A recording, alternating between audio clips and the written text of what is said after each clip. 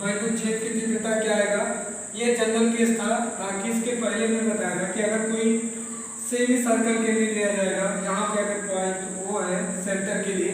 तो यहाँ पर जो वैद्युत छेद की तीव्रता आएगी उसको कैलकुलेट करने के लिए यहाँ का जो एक्सप्रेशन आया था वहाँ पे यह था कि वैल्यू क्या कर देते, पुट कर देते। जैसे यहाँ पे होगा कि ये वैल्यू कितना था 180, अगर ये क्वाड होता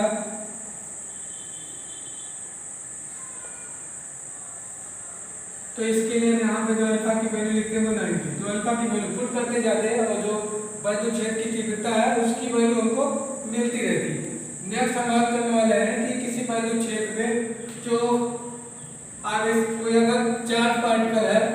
उसकी गति कैसी होगी, यानी कि वो किस पथ पर गति करेगा। तो मान लेते हैं कि कोई इलेक्ट्रॉन है किसी एक समान वैद्युत छेद, यहाँ पे पॉजिटिव चार्ज मान लेते हैं और यहाँ पे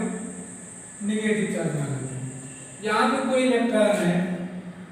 वो इसमें गति करता है, जब इसमें गति करेगा यहाँ पे चूंकि जो वैद्युत छेद की रेखा है उसे हम किधर पॉजिटिव से नेगेटिव की तरफ दिखाएंगे। यहाँ पे जो ई है ये क्या है, क्योंकि ई जो है यहाँ पे यूनिफॉर्म है, जो ई लगा है यहाँ पे वैद्युत छेद ये यहाँ पे एक समान है। तो ई अगर इलेक्ट्रॉन है इसमें अगर प्रवेश करता है तो चूंकि ये इलेक्ट्रॉन है इस पर किसी आवेश पर जो इस पर बल लगेगा वैद्युत छेद के कारण, तो F बराबर क्या लिखते हैं Q इंटू ई। चूंकि यहाँ पे जो आवेश है वो आवेश यहाँ पे लिखते हैं इलेक्ट्रॉन के लिए, तो Q को यहाँ पे लिखेंगे E इंटू ई। तो F बराबर जो फोर्स लगेगा वो E इंटू ई के बराबर होगा। यहाँ पे अब ये बात करें कि फोर्स का डायरेक्शन किधर आएगा, इधर से पॉजिटिव से नेगेटिव की तरफ आएगा या नेगेटिव से पॉजिटिव की तरफ। क्योंकि ई का जो इलेक्ट्रॉन है इसका जो चार्ज आवेश तो इस पर जो चार्ज होगा वो नेगेटिव होगा, तो नेगेटिव की वजह से जो यहाँ पर बल का जो डायरेक्शन होगा वो वैद्युत क्षेत्र के अपोजिट हो जाएगा। यानी कि अगर ये यहाँ पर मान लेते हैं इलेक्ट्रॉन, इसका मास अगर m है, ये v0 से अगर मूव करते हुए इसमें इंटर करता है तो इस पर जो बल लगेगा Fe, यहाँ पे अगर लिखिए इसको Fe इलेक्ट्रोस्टैटिक फोर्स, तो जो बल लगेगा वो इसके जस्ट अपोजिट लगेगा, यानी कि ये अपवर्ड की डायरेक्शन में लगेगा। तो यहाँ अगर ये पार्टिकल यहाँ है तो इस पर जो भी लगने वाला बल है वो ऊपर की ओर है, क्योंकि ये आगे इसको जाना चाहिए सीधा, लेकिन ये इस पर है क्योंकि इलेक्ट्रोस्टैटिक जो फोर्स लगेगा वैद्युत छेद के कारण वो इसको क्या करता है ऊपर की तरफ धक्का देगा, तो ये आगे यहाँ ना जाके कुछ यहाँ पे डिफ्लेक्ट हो जाता है। मान लेते हैं कि अपने मेन ओरिजिनल पाथ से ये यहाँ पे जो इसका रिफ्लेक्शन हो गया वो y, यहाँ पे एक चीज और फाइंड आउट करेंगे कि अगर यहाँ एक लाइन खींच दें तो ये जो एंगल बन रहा है ये वो एंगल है जिससे ये वैद्युत क्षेत्र से बाहर निकल रहा है। तो जो यहाँ पे जो एंगल बना है वो वैद्युत क्षेत्र जो यहाँ पे ई लग रहा है उससे निकलते टाइम का ही कोण है। तो यहाँ पे हम थीटा ज्ञात करेंगे और इसका पाथ ज्ञात करेंगे कि इसका पथ कैसा होगा। तो चूंकि यहाँ पे दो डायरेक्शन में हम यहाँ इसको डिवाइड कर लेते हैं, एक x डायरेक्शन में एक y डायरेक्शन में। तो चूंकि x डायरेक्शन में इस पर जो बल लग रहा है वो ऊपर की तरफ लग रहा है, यानी कि y डायरेक्शन में बल लग रहा है, जबकि इसका x कंपोनेंट जो होगा बल का वो यहाँ पे नहीं लग रहा है। तो चूंकि x कंपोनेंट के लिए हम क्या लिख देंगे,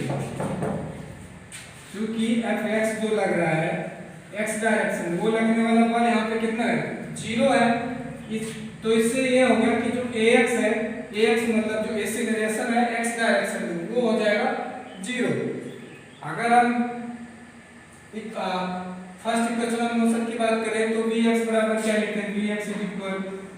ux लिखेंगे इनटू ax इनटू t। यहाँ पे अगर ax क्या होगा, क्योंकि fx 0 तो ax बराबर 0, तो ax की वैल्यू अगर 0 करेंगे तो vx ux, यही बात यहाँ पे है वो v नॉट है। यहाँ पे एक्टिव अगर शुरुआत से ux यहाँ पे मान लेते हैं कि जो ux है वो किसके बराबर है, यहाँ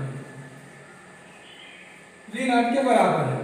तो ax बराबर 0, अगर यहाँ पे हम डायरेक्ट बात करें इसके द्वारा जो डिस्टेंस कवर होगा कि x बराबर अगर लिखे यहाँ पे तो दूरी बराबर क्या होता है, अगर x डायरेक्शन में जाएगा तो x बराबर दूरी v नॉट इंटू t हो जाएगा, या यहाँ पे अगर हम t कैलकुलेट करेंगे तो t की वैल्यू क्या हो जाएगी x बाई वी नॉट। यहाँ पे ये चीज ध्यान में रखेंगे। अगर हम y डायरेक्शन की बात करें तो y डायरेक्शन में यहाँ पे हम इसको क्या कर सकते हैं कि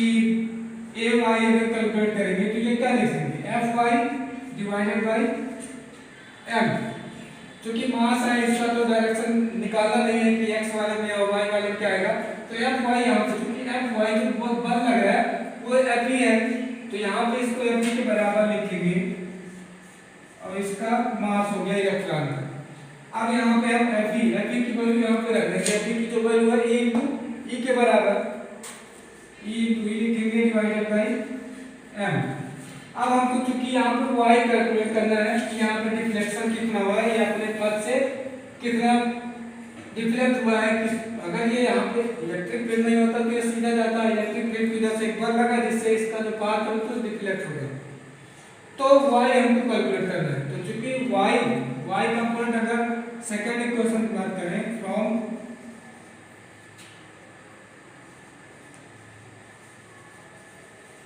सेकंड इक्वेशन ऑफ मोशन, तो चूंकि क्या लिख सकते हैं S Y is equal U Y into T plus 1/2 A Y T square. यहाँ पे एस वाई जो है एस वाई है वो वाई, तो यहाँ पे एस वाई की जगह पे वाई लिख देंगे। जो यू वाई है वाई कंपोनेंट चूंकि यहाँ पे क्या आ जाएगा जो यू वाई है ये जीरो,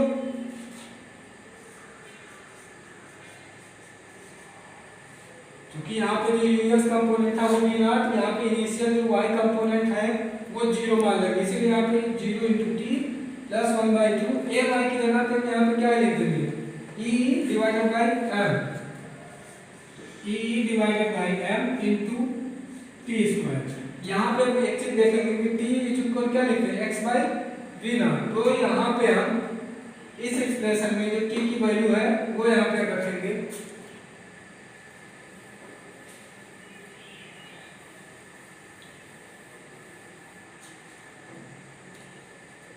तो यहाँ पे y इज इक्वल हो जाएगा, ये हो गया 0 1/2 e by M into T square है, टी स्क्वायर की जगह पे क्या लिखेंगे x बाई वी नॉट, तो x बाई वी नॉट है इसका होल स्क्वायर हो जाएगा, तो ये हो जाएगा 1/2 e m। यहाँ पे अगर वी नॉट करेंगे तो वी नॉट स्क्वायर यहाँ पे लिख सकते हैं, इसको x स्क्वायर इतना अगर टर्म को हम कोई कांस्टेंट मान लेते हैं कि ये मान लेते हैं कोई कांस्टेंट a लिखेंगे तो y equal a x square हो गया, तो ये एक पैराबोला का इक्वेशन हो जाएगा। तो इसका जो पाथ होगा वो पैराबोलिक हो जाएगा। यहाँ पे चीजें देख रहे हैं कि E जो है वो क्या है चार्ज है इलेक्ट्रॉन का, ये भी फिक्स है, E जो होगा ये यूनिफॉर्म है ये भी फिक्स होगा, M जो होगा वो इलेक्ट्रॉन का मास है, और V नॉट तो हमने यहाँ पे इनिशियल वेलोसिटी दे दिया है कि तो इतना जो क्वांटिटी है ये एक टाइप से फिक्स हो गया, तो कोई कांस्टेंट मान लेते हैं a, तो y इक्वल जो लिखेंगे वो a into x स्क्वायर। तो यहाँ से क्या होगा क्योंकि y इक्वल यहाँ पे पढ़ते हैं मैथ्स में ax स्क्वायर, ये क्या होता है एक परवलय का ग्राफ अगर खींचेंगे तो परवलय, तो यानी इसका जो अब ऐसे कर्व का जो पथ हो जाएगा वो एक परवलय का हो जाएगा। अब अगर हम बात करें कि इसका एंगल जो यहाँ पे वैद्युत क्षेत्र को जब छोड़ता है तो किस एंगल पे कौन सा कोण बनाते हुए इसको स्किप करता है आगे बढ़ता है, तो अब हम उसके बारे में बात कर लेंगे।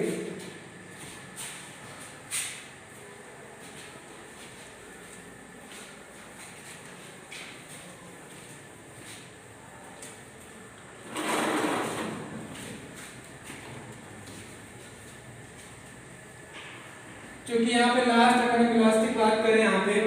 तो यहाँ बाहर निकलते हैं यहाँ पे इसका कंपोनेंट जो फाइनल इलास्टिक का हो जाएगा वो कितना अगर यहाँ पे हम tan थीटा लिखेंगे तो tan थीटा अगर यहाँ पे y का कंपोनेंट अगर बनाए तो इधर ये लगेगा vy और ये लगेगा vx, ये फाइनल इलास्टिक का y कंपोनेंट है और ये x कंपोनेंट है। तो tan थीटा इक्वल क्या लिखेंगे ये vy डिवाइडेड बाय vx। अब आगे बात करेंगे कि vy कितना आएगा, तो vy बराबर क्या है vy इक्वल कैलकुलेट करना है हमको, तो क्या लिखेंगे ये U Y plus A Y into T के बराबर। यू वाई चूंकि इनिशियल जो यू का वेलोसिटी कंपोनेंट था वो यहाँ पे 0 है, तो ये हो गया 0। ए वाई हमने भी कैलकुलेट किया है कि ई बाई एम होगा, और टी की वैल्यू जो आएगा वो एक्स बाई वी नॉट, ये भी कैलकुलेट की। तो T equal X by V nought यहाँ पे लिख देंगे। तो हमको जो y कंपोनेंट मिला वो M V nought into X, ये हो गया वी वाई। वी एक्स की बात करेंगे तो वी एक्स की चूंकि यहाँ पे देख लीजिए वी एक्स जो था वो you x into you x plus A x into T करते। ए एक्स क्या था, चूंकि अगर एक्स डायरेक्शन में कोई फोर्स नहीं लग रहा है तो ए से रिलेट भी नहीं होगा, तो यहाँ पे एक्स की वैल्यू हो गई 0। यहाँ पे वी एक्स था वो हमने माना है वो वी नॉट, ये उसके बराबर है, तो वी एक्स की जो वैल्यू आ जाएगी वो किसके है, वी नॉट के बराबर है। अब इसको अगर इसके क्वेश्चन में अगर मान लेते हैं कि कोई क्वेश्चन वन है तो फर्स्ट क्वेश्चन में वी वाई और वी एक्स दोनों की वैल्यू पुट कर देंगे। तो देख लेते हैं tan थीटा जो हो जाएगा वी वाई की वैल्यू इतना लिखेंगे M V nought X divided by V X से करते हैं एक्स कंपोनेंट है फाइनल वेलोसिटी, तो यहाँ पे लिखेंगे वी नॉट लिखेंगे, तो यहाँ पे वी नॉट लिखेंगे तो ये बराबर हो जाएगा M V nought square into X. तो यहाँ पे tan थीटा चूंकि हमको इलेक्ट्रॉन का चार्ज पता है कितना होता है, ई जो है यूनिफॉर्मली इलेक्ट्रिक फील्ड है वो भी हमको पता है, एम जो होगा मास ऑफ इलेक्ट्रॉन है और वी नॉट इसका वेलोसिटी है। तो यहाँ पे दो चीज हमने, एक तो एंगल यहाँ पे हो गया किस एंगल से इस वैद्युत छेद को छोड़ के बाहर निकल रहा है, दूसरा कि अगर यहाँ पे अगर ये वैद्युत छेद ना होता तो ये सीधी लाइन में जाता है यहाँ पे जैसे दिखाए,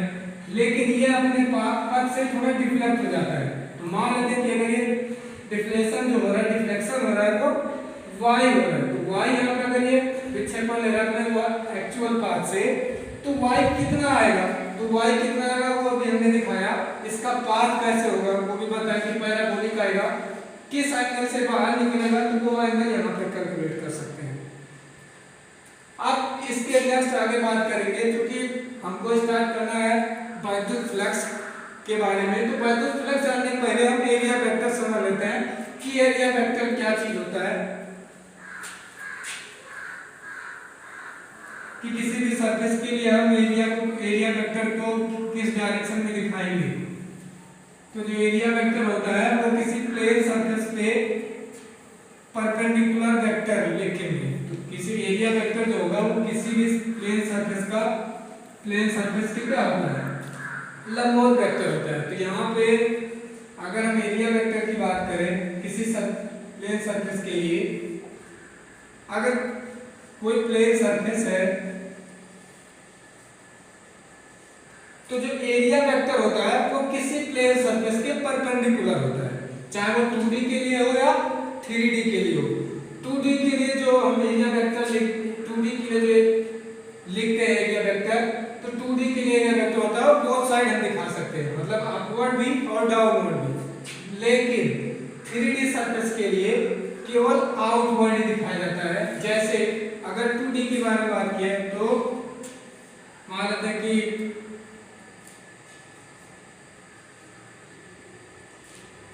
कोई रेक्टेंगुलर शेप का रखा हुआ है, इसकी लंबाई है मान लेते हैं, इसकी चौड़ाई है v और लंबाई मान लेते हैं l, ये x ये मान लेते हैं y और ये मान लेते हैं z। तो चूंकि ये xy प्लेन पे यहाँ पे स्थित है, तो xy प्लेन पे स्थित है तो यहाँ पे जो एरिया वेक्टर ले सकते हैं l into v, चूंकि xy इसके बाद इसके अपवर्ड कंपोनेंट कौन सा है z का, तो z के अलावा हम क्या लेते हैं, x के अलावा हम क्या लेते हैं i का यूनिट वेक्टर लेते हैं, और y के डायरेक्शन में क्या लेते हैं j का है, और z के अलावा क्या लेते हैं k का। ये x y और z के डायरेक्शन में यूनिट वेक्टर होता है, यूनिट वेक्टर। तो यहाँ पे x y, तो अगर हम इसको मल्टीप्लाई इसका एरिया निकालें, फर्स्ट क्या करेंगे पहले इसका एरिया को अगर हम ऐसे रिप्रेजेंट करें तो a बराबर हो जाएगा उसका लेंथ इनटू ब्रीथ, या इनटू b यहाँ पे हो जाएगा ये तो हो गए स्केलर, हमको कैलकुलेट करना है एरिया वेक्टर इसके लिए क्या होगा। तो इसके लिए एरिया वेक्टर चूंकि क्या होगा, ये चूंकि 2D में है तो एक्स वाई यहाँ पर इसके जो एरिया वेक्टर है वो बोथ साइड दिखा सकते हैं, एक इसके अपवर्ड भी और एक इसके डाउनवर्ड भी। तो अपवर्ड वाला क्या कर सकते हैं, एल बी यहाँ पे चूंकि यहाँ पे जेड है तो इसके अलावा क्या ले सकते हैं, यहाँ पे के कैप भी ले सकते हैं, या यहाँ पे एल बी लिखेंगे और ये माइनस के कैप, यानी कि अपवर्ड भी और डाउनवर्ड भी। तो ये 2D के, अगर मानते हैं कि कोई सिलेंडर है या क्यूब है या क्यूबॉइड है, इन सब के लिए अगर हम एरिया वेक्टर की बात करें, जैसे अगर 3D में आपको कोई सिलेंडर यहाँ पे रखा है,